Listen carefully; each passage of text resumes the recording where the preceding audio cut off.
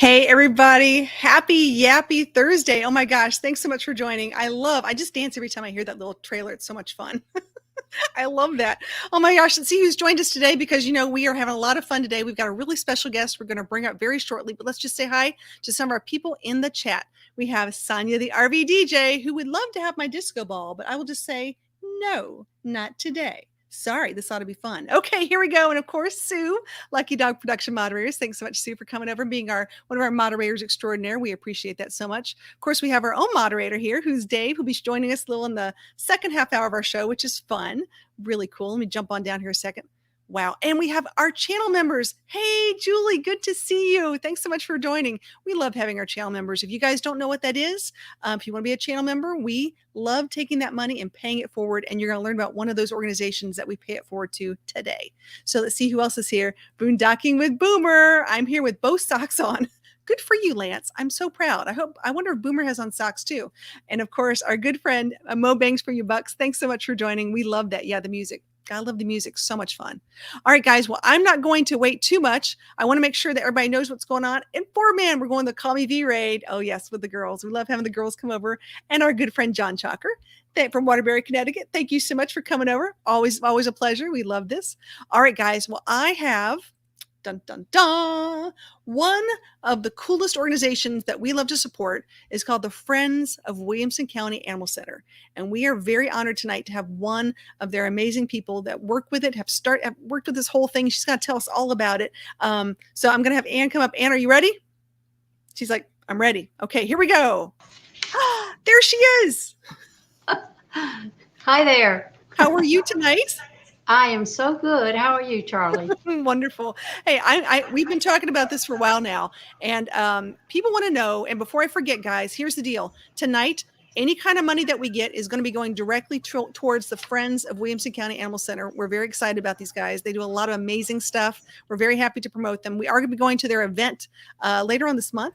But if you have not done so already, if you could do us a favor and give us a like, give us a thumbs up, for this video, as well as if you haven't subscribed, please feel free to subscribe and hit that bell to get notified when we do all our really fun videos and events.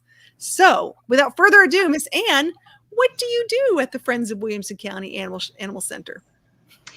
Well, our mission has been to support the shelter, the county-funded shelter called Williamson County Animal Center, of course, in whatever ways they need. A basic thing that we do is try to provide medical and behavioral care to shelter animals that require amounts beyond what a taxpayer-funded shelter could afford. And even though our county is extremely generous with our program, there are still needs that go beyond what they could afford. So we provide that, making animals adoptable that otherwise wouldn't be. And I think that's very admirable because a lot of people don't understand the time, effort, and economics that goes behind that. So as you said, without that kind of added, it helps with medical, as you said. I believe behavioral training, if I'm not mistaken. Am I correct in that? Yes. Yes, we very much see examples of many animals where behavior is an obstacle to their being successfully adopted and being successful in a new home. So we try to provide support to the shelter while the animals are at the shelter, and also offer extended care in that regard after they've been adopted for certain animals. Which is wonderful. And that's truly appreciated. I have to pause for 1 second because we got our first donation of the night from Mo Bang for Your Bucks. Thank you. Thank you so much. And just for you, man, I've been working on this all day long. So here we go. We have a new thank you. Thanks, Tim. This is great. We appreciate it. $20 is going to go help all those animals. So thank you so much. That's so cool. We have great community members here. I can't tell you enough how they are generous and sweet, and they really get behind a lot of these great things. So that's really cool. So here's a statement real quick. It said, Diane said, my daughter's pity was returned 3 times because she's so hyper, but she's so loving. And yeah. Yes. That would be a good example of how animals need additional help in the area of how they behave to allow them to be successful. So that's just one of the things that we have identified that is a way we can make a difference in whether or not an animal who comes into our shelter is able to be successful in a forever home. Yeah, and I think that that's the goal is finding that forever home the first time, so they don't have to be returned, or making that good connection. That's really important. Absolutely. That of course is the goal. That's what you want is the first time out is successful in every way. Absolutely. So how long has this organization been going on? We are actually 10 years old this year.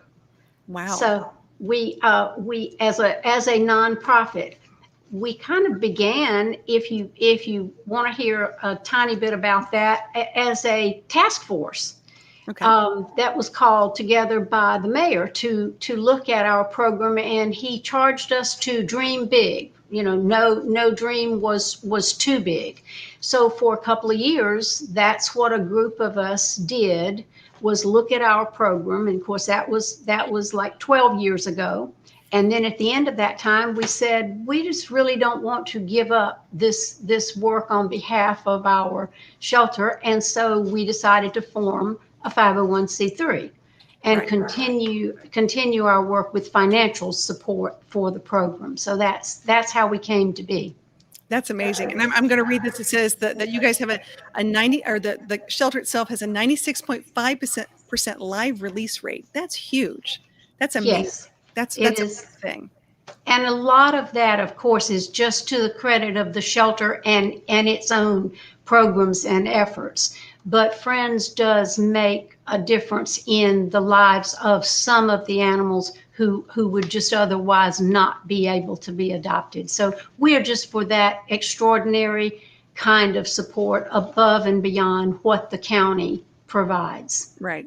And one of the things that we like to do is we do travel to a lot of smaller rural areas where the counties just don't have those kind of funds to really assist significantly in any way. And as you said, the county where this is located, they have some funds, but there's still outstanding things that happen. And I think one of the things that I'm really excited about, and I got to witness it, was watching that training where the funds from your organization helps, as they go through intake and they look at dogs that might have some issues, and work with them on leash training and getting them around other animals, because that was really amazing. And I don't remember the lady's name that I met, but I know Penny Adams took me around and we did a whole tour about that. But that behavioral training is awesome. It really is, and that is one of the specific things that Friends funded, which part of what you may be referring to is a program. It's a national program called Dogs Playing for Life, and we funded the training. We brought the trainers from Colorado, and they came and provided training to the staff and the volunteers at our shelter so that they could administer that Dogs Playing for Life program, which allows shelter dogs to get exercise on a daily basis and also allows them to develop confidence in a controlled environment, monitored by people who've been trained to keep everyone safe when they're playing together. But at the end of the time, they are more confident than they were, and can relate better to other dogs, which of course is a big factor in their being able to be adopted successfully, because so many homes have other dogs. Correct. So that's an example of something that Friends funded that makes a huge difference in the lives of animals while they're in the shelter, but also as they go out into forever homes. Absolutely. And I always have to say that you're not dog specific. It's dogs and cats and all sorts of other animals that are in the shelter. So give us an example of what would be in our local shelter. In terms of what kinds of animals are Yes. there? Yes. Well, of course, primarily dogs and cats. Actually, in terms of numbers, we have more cats coming through just because of the prolific nature of cats, which of course is what one of the things we're all working on. But they also do get occasional bunnies and guinea pigs and, hamsters and occasional bird, that kind of thing. And they have special rescue groups that focus on those things that those animals can go to if that's needed. I just think it's interesting. I always like to let people know that your local shelter may have other things other than just dogs and cats. So if Yes. you're looking for a guinea pig or a hamster, might just give them a call just for the heck of it because you never know. So Absolutely, and at our shelter, they're often actually in the lobby in big cages, so they get a lot of attention as people pass by, and they get that kind of exposure. absolutely. So one of the things I wanted to mention, because I know with COVID, a lot of people have gone through some economic hardships with jobs and such. And I know that you guys have at the shelter, we have a paw pantry pet food assistance in which they help provide dog and cat food to owners facing financial hardship. And I think that's an amazing program. I think that should happen overall. But I know a lot of people donate food as well. Do you know anything about this? Oh, absolutely. That was a program that originated with Friends. It is our program. We solicit the donations of food, and we see to the distribution of the food. So the food goes to people who just need that little bit of extra help in being able to keep their animals sometimes. Right. That's why we originated it, was with the notion that about 50% of the animals in our shelter are surrenders. Right. So we said, okay, what's behind that? Why are so many animals being surrendered? And as the shelter gathered data, we found that finances were a big reason for surrenders. So food was a thing that we could manage to help people with, in the hope of increasing, of course, the quality of nutrition that animals would get, but also hopefully keeping some of those animals in their homes that might otherwise be surrendered into the shelter. So we distribute food directly to individual pet owners, and we also distribute it to big nonprofits that have their own programs of helping people with human food or medical expenses or housing or various things. So we will distribute to them so that they can make pet food available to their clients who need that. So it's a big program with us. Well, that's a wonderful needed thing because I know there are a lot of families, like I said, who've gone through some economic hardship in the past year and other issues, whether it be I know we have other programs in town where families are in need. So that's great that's available. Yes, absolutely. It's very, very gratifying. It's Very very gratifying. We are right now, we are looking at trying to increase the availability of the food by having mobile locations. So that is something we have not actually accomplished yet, but it's on our drawing board for sure, to be able to take food directly into communities, to make it easier for people to access the food. Yeah, I think that's fabulous. I'm going to share my screen if you don't mind for just 1 second because I want people to see your really cool website. I know I put a link in it, so if you guys want to have that link again, I'll copy it again. I'll stick it down in the chat. But bottom line is, you guys can take a look at this on your own time, and you can see what's going on and see all the great things that these people do because I think they are a model for other communities that want to help their local animal shelter, and I think they've really got it going on. So I'm really excited about having Ann here and talking with us a little bit about this. Let's see. Oh, here we go. Where's a comment? It says, Meow Manor is a fabulous free roaming cat room inside the lobby where felines big and small can move freely while waiting to be adopted. Absolutely. That was the first free roaming cat room in our current shelter, and it was an idea that originated with Friends, because of course it would take funding to make it happen, and Right. so we were a logical place to kick off that whole concept of let's do this for our cats. So we have Meow Manor, and then we have another larger room called Purr Palace Oh, wow. that also has free roaming cats. And in our new shelter, we will have 7 free roaming cat rooms. So it will be even bigger and better. But I'm sure everyone knows that being confined in a kennel is very stressful for cats. Yeah. They don't respond well in that kind of confinement. So it makes not just how much they enjoy life in our shelter, but it also really helps them stay healthy if they're able to be out of the space and playing. There's all kinds of course climbing equipment and toys that they can play with and learn to socialize well with each other, which is another thing that makes a cat more adoptable if they don't have to be in an only cat home. Right. So it serves a lot of different purposes, and Friends supports that particular initiative in our shelter very much. Right. Very cool. Like I said, it's very cool. So when I look at your website, first off, the first thing you can see, of course, which I like, is the donate button. So if anyone wants to donate directly and they want to go straight there, they can go there, which is awesome. But you guys are having an event coming up, which we're very proud we're going to be in town. We're going to do this. Yay, I'm so excited. Yes, last year was virtual. So this year we're crossing our fingers. Everything's going to go well. But we're going to be there. And I think Rosie's going to be there too. We're all going to show up and have a good night.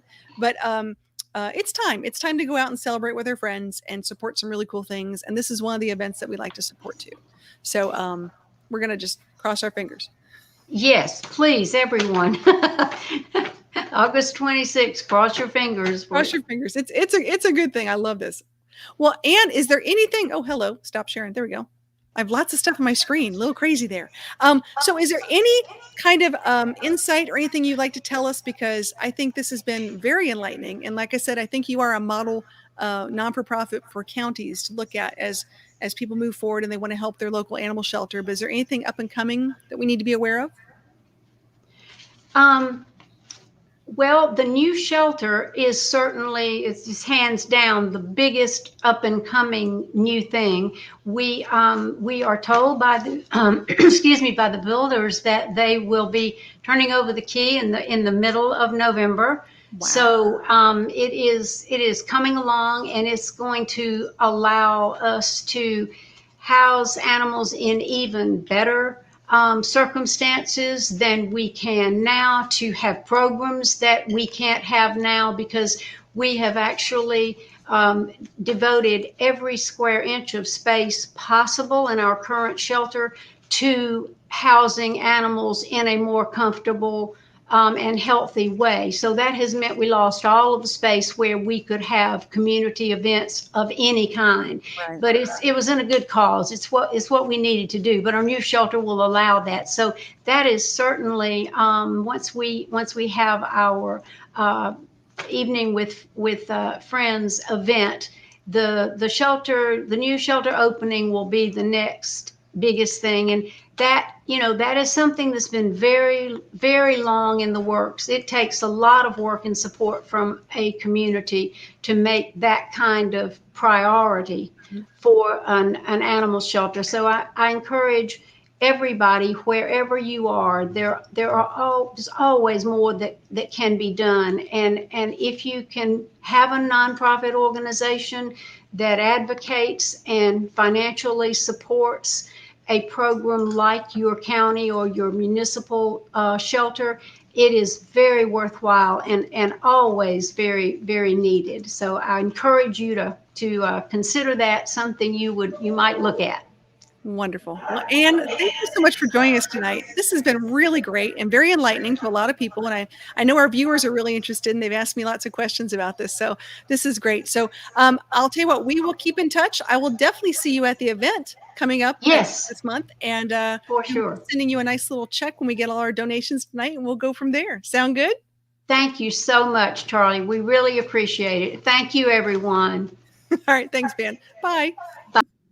She is so awesome. I'm telling you, we talk about different counties and we go to a lot of places, and these people have really, set the bar as far as like a group working with a local county shelter. And I think that is really what is really important. We talk about how do we, help our local county? How do we help our local places? And when you get a group of people that are able to band together and then create an organization that then financially supports, I think that's totally the way it works. And I know we've got a couple things in here. I know our moderator just brought up, said another area of support is their monthly medical assistance funding. Yeah, a second vet tech position.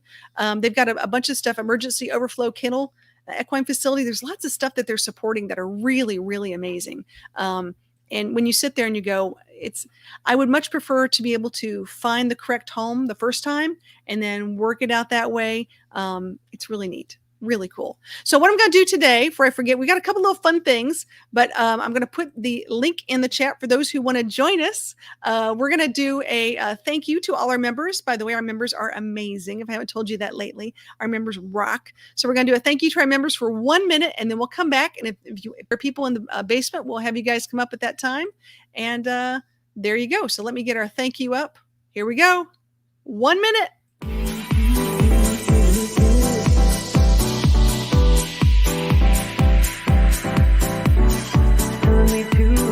Taking a chance.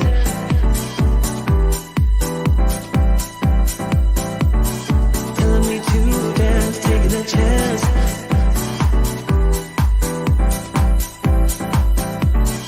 Telling me to dance, taking a chance.